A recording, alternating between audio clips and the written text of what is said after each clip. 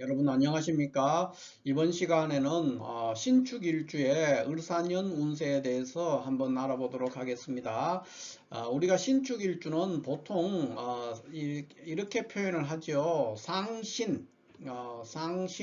신금이 두 개라는 거예요. 그래서 어, 이 상신의 일주다 이렇게 얘기합니다. 그러니까 또는 그 뿌리 두 개인 소, 뭐 이런 물상도 갖는다 이렇게 볼 수가 있어요. 뿌리 두 개 있는 그런 일주죠. 그래서 왜 뿌리 두 개냐 했을 때 신금이 이게 뿔을 상징하는 겁니다. 뿔을 상징하고 축토 속에도 지장간이 개신기 이렇게 있으니까 신금, 여기도 신금이 들었거든요. 그러니까 신금이 두 개 있는 거예요. 그래서 뿔이 두 개인 소다 이렇게 얘기를 합니다. 그래서 신축일주는 자존심을 건드리면은 아주 굉장히 오래 가고 뒤끝도 있고 오래 가고 붕괴합니다. 특히 일지 진술 충미가 편인일 때, 일지에 있는 이 진술 충미가 편인인 사람, 편인인 일주 있죠.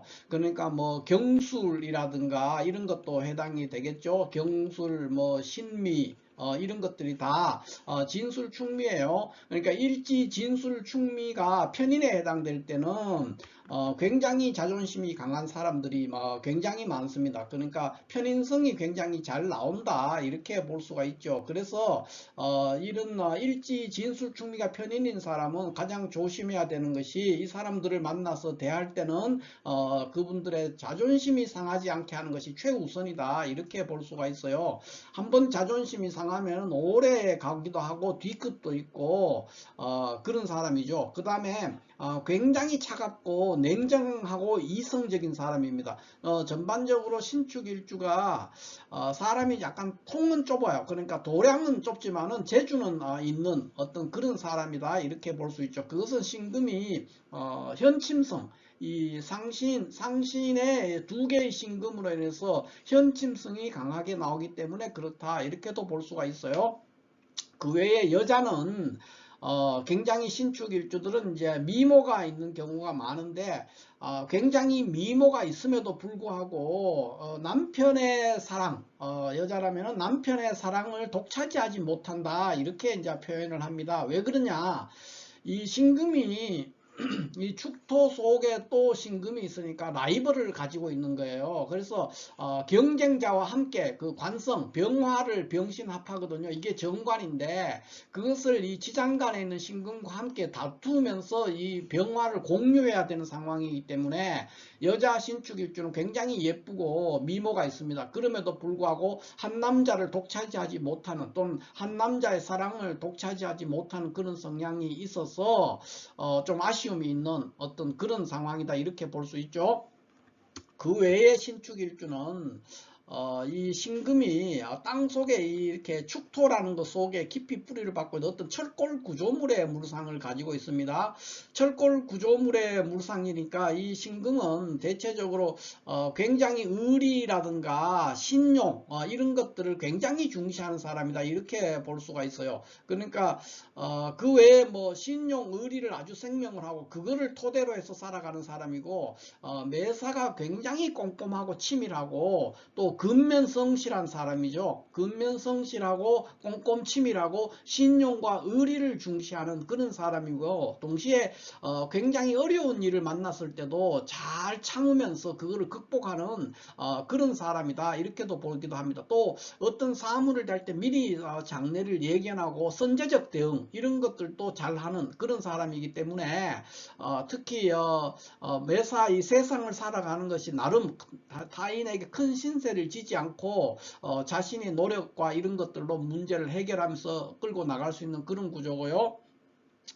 또 이 축토 속에는 개신기 이렇게 우리가 이 지장간을 가지고 있어요. 이렇게 가지고 있으니까 이 식신 개수 개수와 그 다음에 이 간목, 여기서는 이제 지장간이 없지만 간목이 식과 재가 모두 관대에 놓이게 됩니다. 포태상으로 축토해서. 그러니까 개수는 삼합을 음간이니까 묘해 미에서 하니까 축토에서 관대에 놓이게 되죠. 그 다음에 간목은 또 해묘미에서 삼합을 하잖아요. 그렇게 되니까 또 역시 관대죠. 그래서 식과 재가 모두 관대에 있으니까 굉장히 힘이 있단 말이에요. 그래서 상당한 부를 축적할 수 있다. 그러니까 신축일주는 본인 자신도 근면성실하고 또 끈덕지게 뭔가를 해낼 수도 있고 꾸준하게 견디고 뭐 어떤 문제를 극복하고 이런 역량과 또 상당한 재주도 가지고 있는 사람이라서 상당한 부를 축적해서 살아가는 거라서 현대에서는 굉장히 괜찮은 그런 부류의 일주다 이렇게 볼 수 있겠습니다.